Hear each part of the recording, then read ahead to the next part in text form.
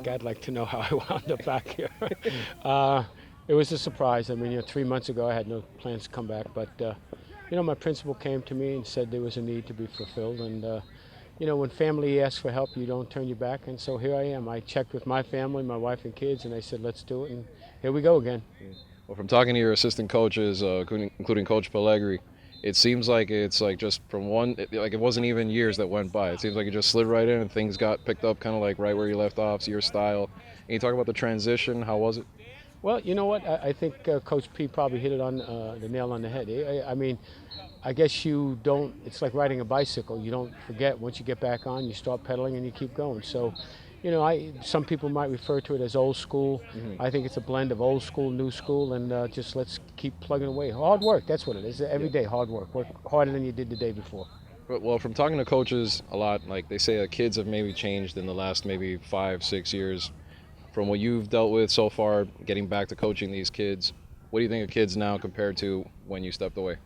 Well, I don't necessarily know that the kids have changed, society has changed, maybe parents' attitudes have changed, but kids still basically want the same thing. They want discipline, they want structure, they want leadership.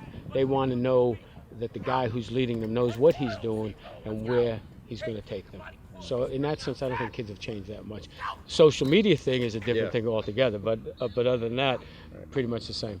Do you have a Twitter account already? Sure, I got Twitter, got Facebook, got all that stuff.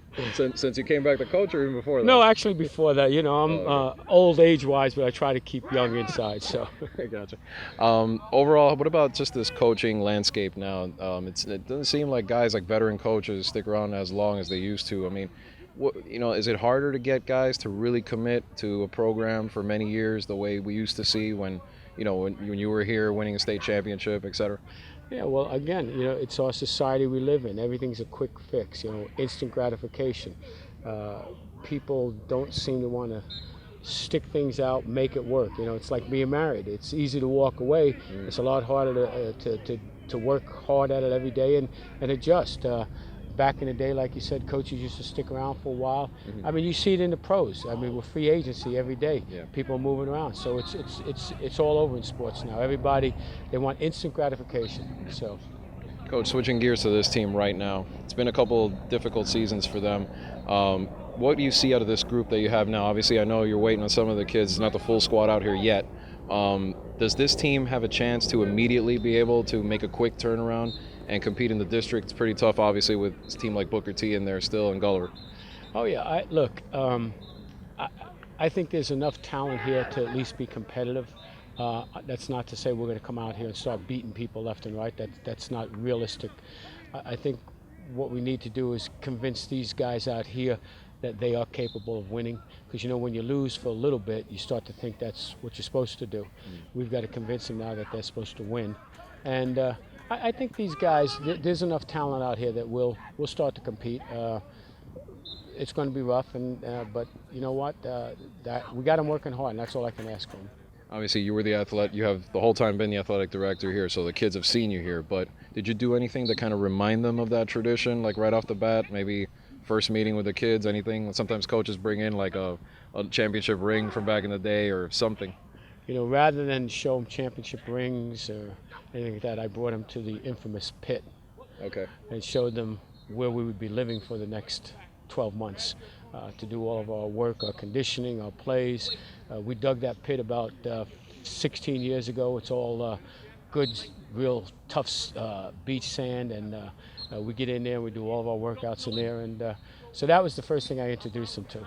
Where is that? If people that don't know, if you tell us a little bit about what is the pit exactly? The pit is it's probably about 15 feet wide and about, no, actually it's about 15 yards wide and about 40 yards long. Okay. And we dug it out in the woods back there, right behind the weight room and the gymnasium. Okay. We dug it out, and to our surprise, it was all sugar sand underneath there. We thought we were going to have to import it, but we don't. We've got our own sugar sand, and it's nice and loose, and it's it's like. Do you ever go running on the beach? Yeah, exactly. Okay, well then you know what it's like being in the pit for an entire 2 hours. Right, that's that tough footing, trying to build the endurance and everything. Yeah, and it helps them to build strength in their their muscles and their ligaments, and it's really good because it's not a real stable platform. Right. So their lower body really has to adapt to it and get strong. And you know what? They're starting to enjoy it actually. Okay. Well, Coach, we love having you back. Thank you for joining us today, and we wish you the best. Hopefully it doesn't take too long to see you guys at the top again. I hope you're right. Thank you. Thanks.